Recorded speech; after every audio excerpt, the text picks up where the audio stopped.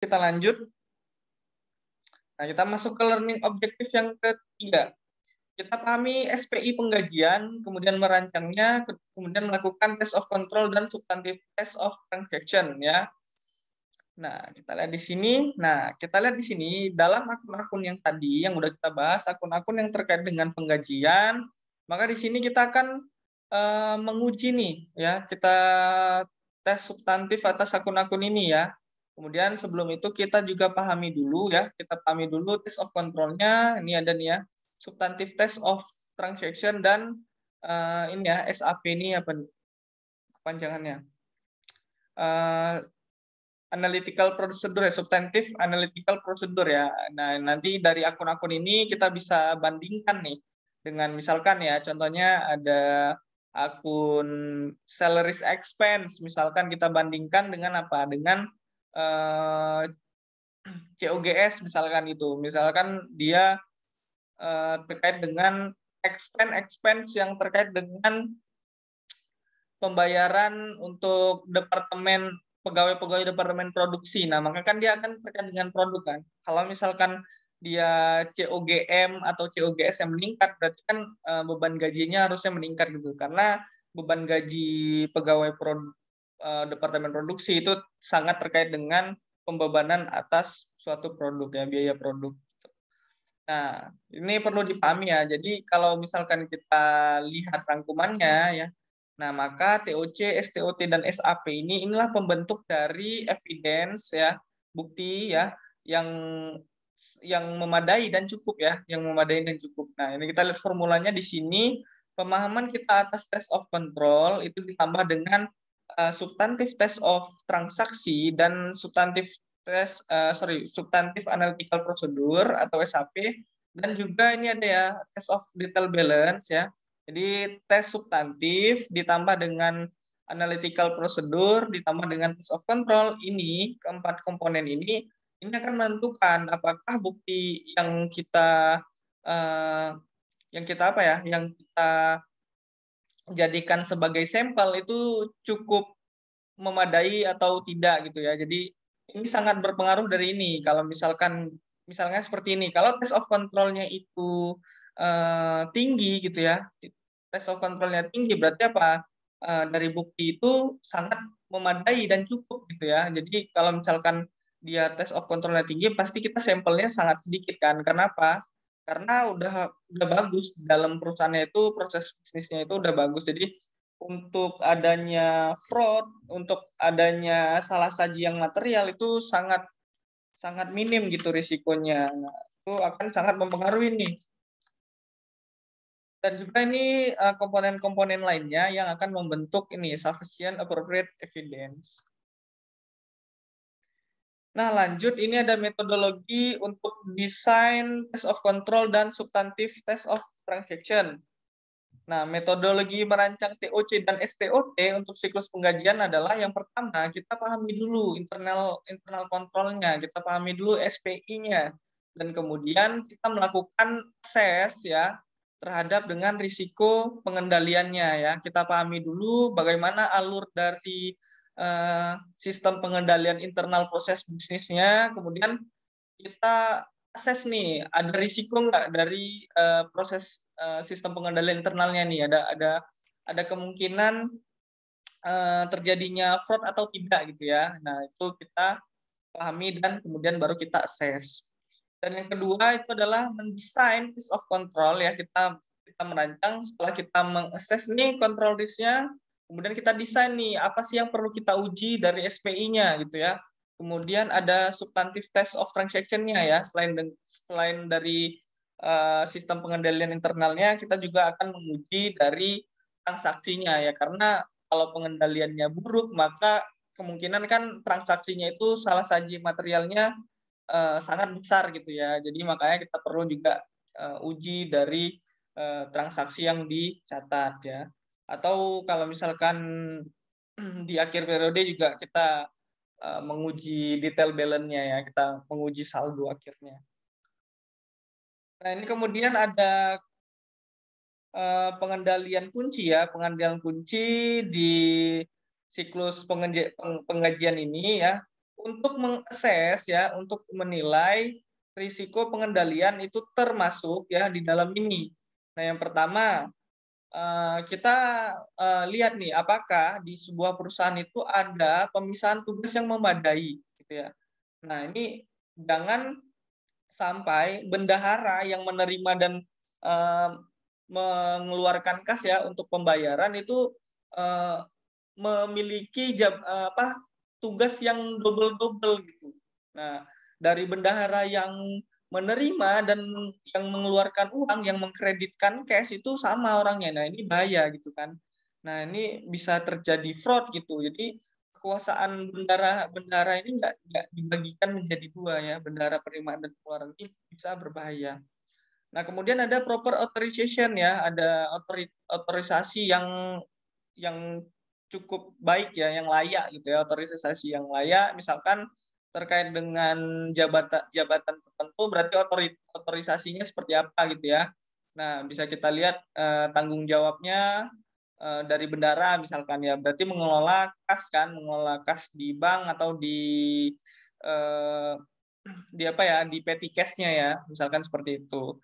Nah, misalkan manajer itu tugasnya adalah eh, bagian manajer produksi misalkan seperti itu. Berarti kan dia yang memanage, mengatur bagaimana proses produksi itu menjadi apa ya, lebih baik lagi gitu. Nah, jadi harus ada proper authorization di sini. Nah, ini sangat tergantung lagi kalau misalkan otorisasinya itu nggak jelas, di suatu jabatan itu bisa mengotorisasi sewenang-wenang ya, seenak mungkin, ya berarti ini perlu kita waspadai gitu ya, untuk mengakses control risk-nya gitu.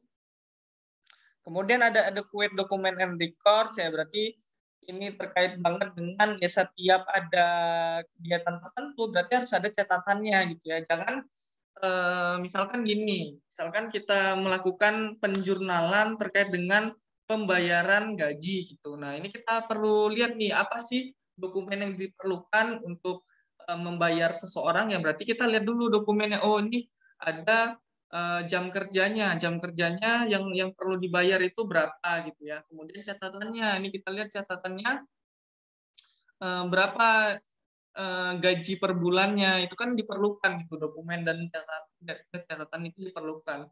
Ya kalau tidak ada itu berarti itu bisa pembayarannya itu bisa asal-asalan gitu, nggak jelas gitu untuk pembayarannya.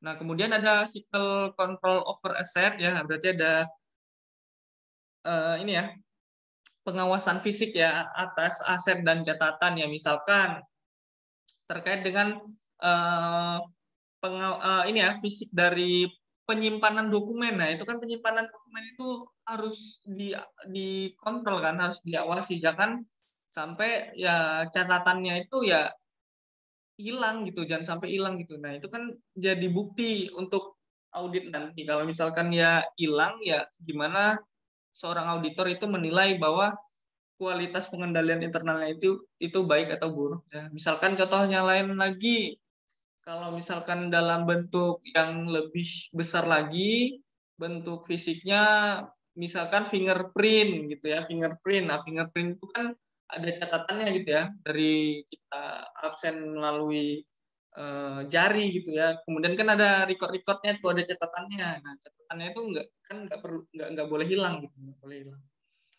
Nah, kemudian ada cek yang independen atas performa dari proses bisnis kita gitu. Ini sangat bergantung banget nih kita menilai resikonya itu baik eh, atau tinggi gitu ya, baik atau tinggi ya. Kalau misalkan dia baik berarti rendah gitu ya, control risk-nya itu rendah karena pengendalian internalnya itu cukup bagus ya. Nah, ini faktor-faktor yang menjadi bagus atau tidaknya itu ya faktor yang kelima ini ya, kelima ini. Jadi kayak pemisahan tugas, proper authorization ada atau tidak gitu kan. Dokumen-dokumen yang dibutuhkan untuk membayar pegawai itu cukup atau enggak ya. Nah, jangan-jangan membayar dokumennya itu sewenang-wenang, membayar apa pegawainya itu sewenang-wenang, nggak ada dokumennya, nggak ada kontraknya. Nah, ini kan bahaya gitu. Kemudian ada ini cycle control over asset, dan juga ini ya, kita perlu ada pengecekan independen atas performa dari perusahaan. Nah, lanjut kita ada metodologi for designing test of control ya, yang akan kita bahas. Nah, dan juga substantive test of translation bagian kedua. Nah, biasanya auditor ya itu menemukan ya atau menggunakan ya alat-alat analisis data yang berguna untuk mengaudit transaksi penggajian ini. Jadi auditor itu memanfaatkan alat-alat yang berguna untuk pengauditan ya. Jadi nggak manual gitu. Kemudian auditor dapat meningkatkan atau dapat memanfaatkan kekuatan teknologi. Nah, untuk mengaudit populasi yang besar dari employee. Jadi kalau misalkan dalam suatu perusahaan employee-nya ini cukup banyak gitu. Dari misalkan perusahaan yang raksasa ya, perusahaan-perusahaan yang menguasai industri itu kan perusahaan-perusahaan raksasa ya. Nah, auditor ini bisa memanfaatkan nih ya kekuatan teknologi, jadi nggak secara manual lah gitu ya.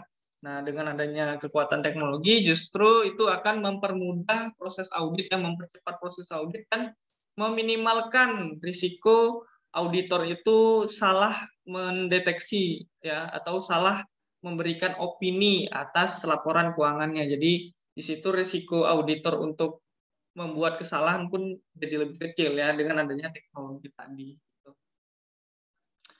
Kemudian auditor juga sering kali itu mengextend ya prosedur audit di dalam siklus penggajiannya. Nah, ini extend ini ada apa ya? Ada sesuatu yang mempengaruhinya. Kenapa bisa auditor ini bisa extend nih prosedur auditnya? Misalkan nih contohnya, di sini ada payroll yang sangat signifikan mempengaruhi valuation of inventory. Nah, contohnya apa? Payroll yang sangat signifikan mempengaruhi penilaian dari persediaan, ya pembayaran gaji atas departemen produksi tadi. Nah, kalau misalkan seperti itu, nah ini kan ada keterkaitan ke inventory nih. Nah, tadinya ada beban beban gaji. Nah, beban gaji ini justru kaitannya dengan valuation of inventory. Nah, ini yang perlu di extend oleh auditor, tidak hanya terbatas ke akun beban gaji dan utang gaji aja. Nah, dicek juga ke valuasi dari inventory ini gitu. Kenapa? Karena payroll atas pegawai produksi itu sangat berpengaruh terhadap cost of production inventory. Kalau misalkan dia perusahaan manufaktur gitu. Nah, ketika auditor konsen ya, yang kedua ketika auditor konsen terhadap kemungkinan adanya kecurangan yang material atas transaksi penggajian. Nah, ini contohnya apa? Kalau misalkan auditor melakukan extend ini, jika adanya kecurangan atau fraud ini terkait dengan employee-nya itu sebenarnya itu udah pensiun ya, non eksisten ya atau kecurangan terkait dengan jam kerja. Nah, ini perlu auditor melakukan extend audit prosedurnya gitu ya, prosedur auditnya ya. Nah, ini kita lihat nih non-existent employee, misalkan employee-nya itu fiktif atau employee-nya sebenarnya di tahun ini itu udah pensiun, tapi si perusahaan itu membayarnya full, misalkan seperti itu. Nah, ini kan ada fraud kan gitu. Masa yang udah pensiun tapi tetap dibayar full gitu dalam 1 tahun. Nah, ini kan bahaya. Dan juga ada fraud terkait dengan jam kerja. Ini contohnya misalkan si pegawai A ini dia melakukan absensi ya, absensi kedatangan lalu ditinggal pergi gitu ya. Nanti di absen mau jam pulang baru datang lagi ke perusahaan. Nah, ini kan ada fraud di sana kan. Padahal dia itu tidak ada berada di perusahaan, tidak berada di ruangan kerja, tapi untuk jamnya itu seolah-olah dia bekerja full gitu. Nah, ini perlu auditor pahami gitu ya untuk melakukan extended payroll audit prosedur. Kemudian di sini ada perbedaan ya antara trace dan vouching ya, trace dan vouching ya. Nah, ini kita lihat nih prosedur audit ini ada perbedaannya ya. Nah, kita lihat.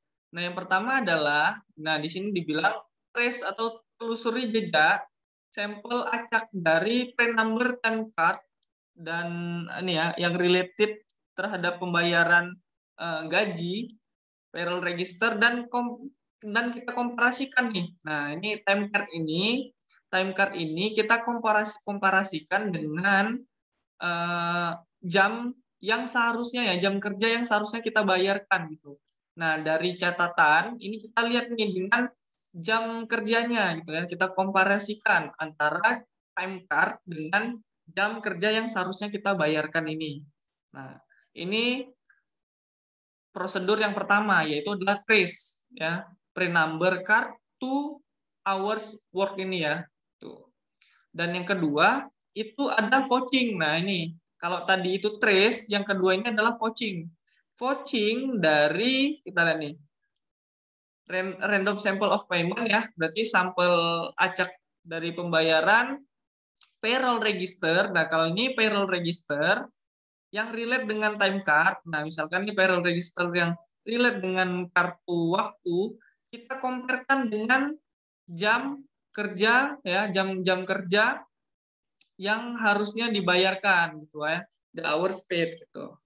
Nah, yang mana ini kata Arens, which of these two procedure is typically more important? Nah, yang mana nih yang paling penting nih dari yang kedua prosedur ini? Apakah trace ya, pre-number time card ya, related payment, kemudian kita komparasi dengan jam-jam aktualnya ya, jam-jam kerjanya, atau ya ini payroll register yang related time card ini dan kita komparasikan dengan jam kerja yang seharusnya dibayarkan. Nah, jawabannya itu adalah yang vouching ini ya, vouching yang buktikan. Nah, kalau misalkan pre-number ini, pre-number time card yang relate payment ini belum tentu secara keseluruhan dia dibayarkan. Bisa jadi dia itu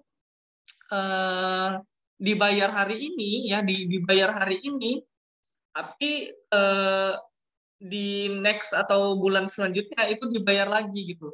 Nah, ini kan di sini atau dengan kata lain nggak dibayar sebagian dulu di bulan ini, baru di bulan selanjutnya dibayar lagi. Nah, itu kan belum tentu kan apa yang tercantum di time card itu benar-benar sesuai dengan apa yang kita bayarkan di periode ini gitu. Jadi belum tentu tuh yang dicantumkan di time card itu memang benar-benar kita bayar sekaligus, bisa jadi di bulan depan kita bayarnya, misalkan seperti itu. Kita trace ya kalau yang satu ini.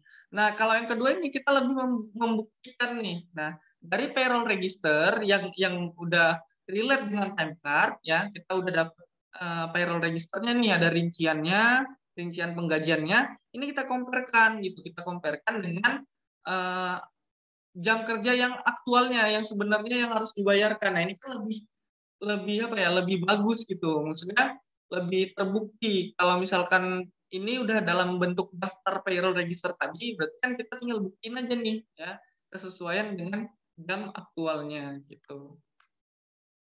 Jadi yang lebih efektif itu justru ini ya, jadi kita buatkan payroll registernya sesuai dengan time card baru kita buktikan gitu.